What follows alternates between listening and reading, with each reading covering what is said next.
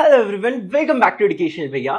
मुझे पता है आज तुम लोग साइंस का एग्जाम देकर आए होगे, तो सबसे पहले ये बता दो कि तुम लोग का एग्जाम कैसा गया। आई होप सो सभी का एग्जाम अच्छा ही गया होगा। वैसे देखो, आज के इस वीडियो में मैं तुम्हें बताने वाला हूं कि कैसे तुम लोग सिर्फ 2 से 3 दिनों में अपने पूरे सोशल साइंस के सिलेबस को खत्म कर सकते हो। एंड ट्रस्ट मी, ये कोई यूजुअल स्ट्रैटेजी वीडियो नहीं है, बल्कि इस वीडियो में मैं तुम्हें प्रॉपर रोड मैप देने वाला हूं कि तुम क्या क्या करके 80 में 80 स्कोर कर सकते हो। और पता है मैं इतना कॉन्फिडेंस से ये क्यों बोल पा रहा हूं, क्योंकि ये जितने भी चीजें मैं तुम्हें बताने वाला हूं ना, ये मैंने खुद से क्रिएट करी है। अपने पूरे बिजी शेड्यूल से टाइम निकालकर तुम लोग के लिए क्रिएट कर रहा हूं। एंड ऐसा नहीं है कि 1 से 2 दिन में क्रिएट हो गया, पूरा साल लगा है इसको क्रिएट करने में। आई नो तुम लोग सोच रहे हो कि भैया आप तो इंग्लिश पढ़ाते थे ना। तो देखो, जिन्हें नहीं पता, ये चैनल का नाम ना सबसे स्टार्टिंग में जब मैंने स्टार्ट करा था, जब इस चैनल में आई थिंक 10-15 हजार सब्सक्राइबर होंगे, उससे पहले इस चैनल का नाम था एसएसटी स्टडी लैब। इस चैनल को मेनली एसएसटी पढ़ाने के लिए स्टार्ट करा था, क्योंकि एसएसटी मेरा फेवरेट सब्जेक्ट हुआ करता था। एंड नो डाउट मैं सोशल साइंस में 10 तक टॉप भी करता था। देखो, एसएसटी कोई बोरिंग सब्जेक्ट नहीं होती है अनलेस तुम उसे बोरिंग तरीके से पढ़ते हो। मैं सोशल साइंस को ना हमेशा स्टोरी के फॉर्मेट में पढ़ता था। अच्छा, पहले ये हुआ, फिर ये हुआ, फिर ये हुआ, बहुत इजीली याद हो जाता था, मुझे याद भी नहीं करना पड़ता था। एंड पता है 10th में ना हिस्ट्री के डेट्स मेरे दिमाग में ऐसे छपे हुए थे, कोई पूछ लो मैं बता दूंगा कौन सा इवेंट कहां हुआ था, कब हुआ था, सब कुछ। बट हाँ, मेरे से मैप में आई थिंक 1 मार्क्स का क्वेश्चन छूट गया था। खैर, वो सबको साइड हटाते हैं, बात करते हैं मेन टॉपिक के ऊपर। देखो, जो तुम्हारा सोशल साइंस होता है ना, वो 4 पार्ट में डिवाइडेड होता है: हिस्ट्री, सिविक्स, ज्योग्राफी, इकोनॉमिक्स।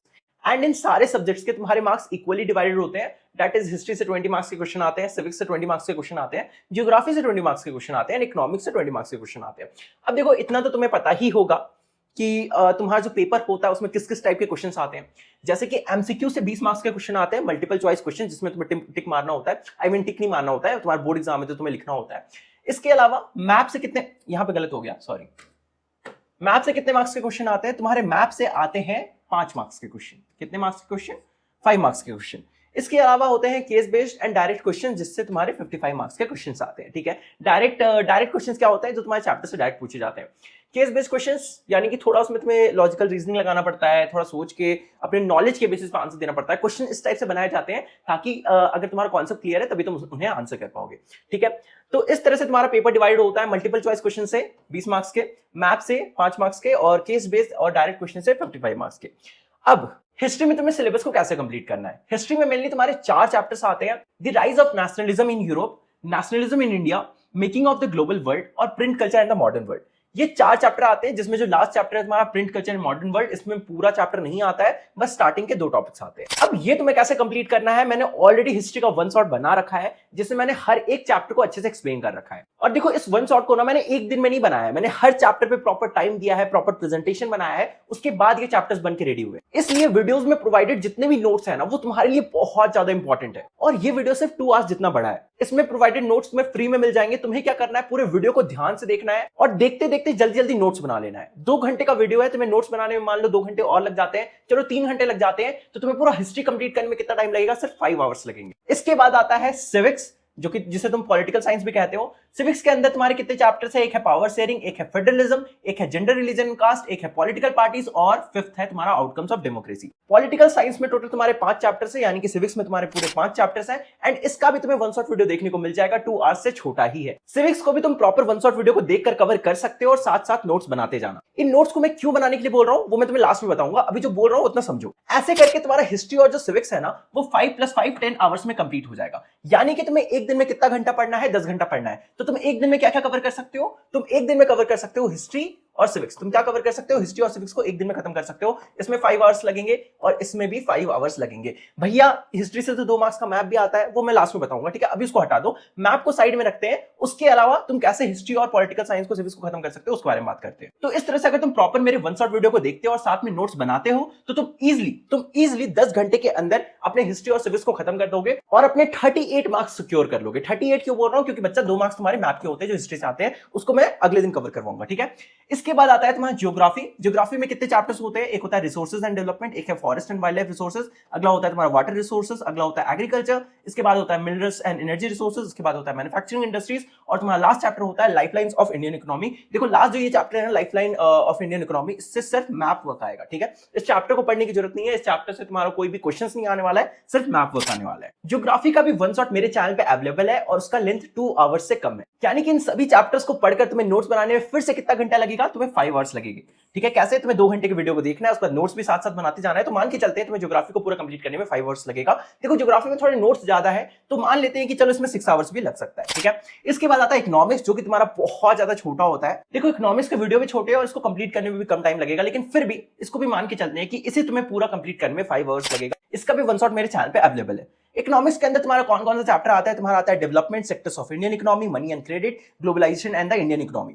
ठीक है, अब देखो ग्लोबलाइजेशन ऑफ इंडियन इकोनॉमी में पूरा नहीं आ रहा है, इसमें भी बस 2-3 टॉपिक्स ही आ रहे हैं, तुम चेक कर सकते हो। जितना तुम्हारे बोर्ड एग्जाम्स में आ रहा है मैंने उतना ही पढ़ाया है, उससे ज्यादा बिल्कुल भी नहीं पढ़ाया गया है। ठीक है, तो अब तुम्हारे मन में सवाल होगा कि भैया अगर हम इन 4 वन शॉट को देखते हैं तो क्या हमारे 80 आ जाएंगे? तो देखो नहीं आएंगे। क्यों नहीं आएंगे? क्योंकि इसमें तो मैंने मैप वर्क बताया ही नहीं है। मैप वर्क के पूरे 5 नंबर होते हैं, तो इसमें जो मैप वर्क है ना वो कवर्ड नहीं है। तो मान के चलते हैं अगर तुम इन चारों वन शॉट्स को देख लेते हो, प्रॉपर नोट्स बना लेते हो, तो इजिली 70+ तो आ जाएगा। लेकिन 75+ स्कोर करने के लिए या फिर 80 में 80 स्कोर करने के लिए तुम्हें क्या करना पड़ेगा? तुम्हें इन चारों वीडियोस को देखने के बाद तुम्हें प्रॉपर मैप वर्क सीखना पड़ेगा। एंड उसका भी टेंशन मत लो, कल मैं एक वीडियो ड्रॉप करूंगा मैप वर्क के ऊपर, एंड उस वीडियो में मैं जितने मैप वर्क्स तुम्हें बताने वाला हूं ना वहीं से क्वेश्चन आएगा, उसके अलावा कहीं से क्वेश्चन नहीं आएगा। इस वीडियो को अपलोड करने के बाद मैं जा रहा हूं उसी पे काम करूंगा, इसलिए टेंशन मत लो, अच्छे से मैं तुम्हारे जितना भी मैप वर्क्स है उन्हें कवर कर दूं। तो भैया अगर इन 4 वन शॉट को देख लेते हैं, उसके बाद मैप वर्क वाली वीडियोस को भी देख लेते हैं और अच्छे से प्रैक्टिस कर लेते हैं, अच्छे से नोट्स बना लेते हैं, तो क्या हमारे पूरे नंबर आ जाएंगे? देखो आ जाएंगे। और तुम लोग देख सकते हो कि कैसे मैंने सिर्फ 2 दिन के अंदर तुम देख सकते हो तुम्हारे रुक जाओ एक सेकंड, तुम्हारे हिस्ट्री सिलेबस को कंप्लीट करने में कितना घंटा लग रहा था? 5 आवर्स लग रहे थे। सिविक्स को कंप्लीट करने में 5 आवर्स लग रहे थे। चलो ज्योग्राफी के नोट्स थोड़े बड़े होते हैं, 6 आवर्स। इकोनॉमिक्स के छोटे होते हैं तो 4 लेके चले, चलो 5 ले लेते हैं इसको भी। तो तुम्हारा पूरा टाइम कितना लग रहा है? 5 hours plus 5 hours plus 5 hours plus 6 hours, कितना हुआ टोटल? कितना हुआ? 21 आवर्स में ना। सिर्फ 21 घंटे के अंदर तुम अपना पूरा सिलेबस खत्म कर सकते हो सोशल स्टडीज के। लेकिन मैं ये रिकमेंड नहीं करूंगा कि एक ही दिन के अंदर सब कुछ कवर करने की कोशिश करो, क्योंकि फिर दिमाग के अंदर कुछ नहीं घुसेगा और अच्छे से नोट्स भी नहीं बना पाओगे। ऑब्वियसली बात है, थक जाओगे यार, नोट्स बनाने में भी टाइम लगता है ना, तो इंसान थक जाता है। तो मैं रिकमेंड करूंगा कि तुम क्या करना, पहला दिन हिस्ट्री और सिविक्स कंप्लीट करना, फिर दूसरा दिन ज्योग्राफी और इकोनॉमिक्स कवर करना, और फिर जो तीसरा दिन अगर बचता है तुम्हारे पास, तो वहां पे तुम क्या कर सकते हो? मैप वर्क कर सकते हो और रिवीजन कर सकते हो। तो इसलिए तो तुम्हें क्या समझ में आया कि तुम लोग पूरे सोशल साइंस के सिलेबस को कितने दिन में कवर कर सकते हो? सिर्फ 2 से 3 दिनों में कवर कर सकते हो।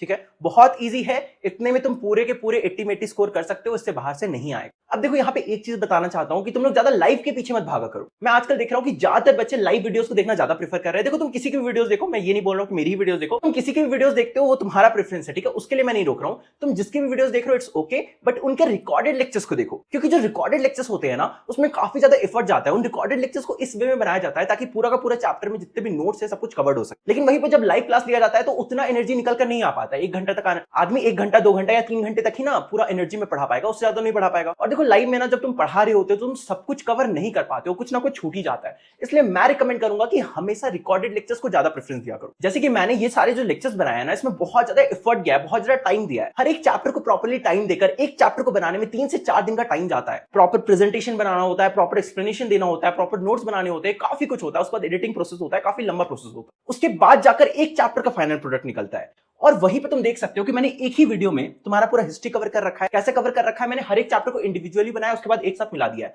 उसी तरह से मैंने ज्योग्राफी को कवर किया, उसी तरह से मैंने सिविक्स को कवर किया, उसी तरह से इकोनॉमिक्स को कवर किया है। काफी ज्यादा टाइम लगा है और प्रॉपर नोट्स भी गिवन है। अगर तुम्हारे पास 2-3 दिन भी नहीं है, सिर्फ 1 दिन बचा है, तुम लोग नोट्स नहीं बना सकते हो तो सिर्फ स्क्रीनशॉट लेकर भी पढ़ सकते हो, कोई दिक्कत नहीं। बट अगर खुद से हैंड रिटन नोट्स बना के पढ़ोगे तो 100% सब कुछ याद रहेगा। बस लास्ट के 1 दिन छोड़ देना खुद के नोट्स को रिवाइज करने के लिए। अगर तुम मेरे वीडियो से देखकर नोट्स को बनाते हो, उसके बाद उसको रिवाइज करते हो, तो तुम्हारा सब कुछ कॉन्सेप्ट क्लियर हो जाएगा। एक तो मैंने वीडियोस को प्रॉपर्ली एकदम स्टोरी वे में बनाया है ताकि तुम्हें जो चैप्टर्स है ना वो एकदम स्टोरी के वे में याद हो जाए, स्पेशली अगर हिस्ट्री की बात करें तो इसलिए ये तो तुम्हारी मर्जी है कि तुम्हें किससे पढ़ना है, कैसे पढ़ना है। बट इस छोटी सी चीज का ध्यान रखना कि लाइव वीडियो से ज्यादा रिकॉर्डेड लेक्चर्स को प्रेफर करना। आई नो लाइव में ज्यादा व्यूज आते हैं, लेकिन ये भी तो सोचो कि तुम्हें गधों के रेस में दौड़ना है या फिर घोड़ों के रेस में दौड़ना है। सभी लोग तो टॉपर नहीं बनते, टॉपर तो कुछ ही बनते हैं ना, जो लोग प्रॉपर्ली यूटिलाइज करते हैं अपने एग्जाम के बीच में गैप डेज को। और देखो पहले के टाइम में क्या होता था ना, ज्यादा बच्चे यूट्यूब से पढ़ते नहीं थे, तो उस टाइम अगर कोई लाइव लेता था ना तो बच्चे अपने डाउट्स पूछ पाते थे। लेकिन आज के टाइम में जब 10,000, 20,000, 50,000, 1 लाख बच्चे लाइव है, तो उस केस में ज्यादा बच्चों के डाउट्स को सॉल्व नहीं किया जा सकता। जो टीचर्स होते हैं ना वो अपने सिलेबस को कंप्लीट कर रहे होते हैं, तो लाइव का ऐसा कोई बेनिफिशियल पर्पस रह नहीं जाता है। बाकी आई होप से तुम्हें समझ में आ गया होगा कि कैसे सोशल साइंस के सिलेबस को बहुत अच्छे से कंप्लीट करना है और 80 में स्कोर करना है।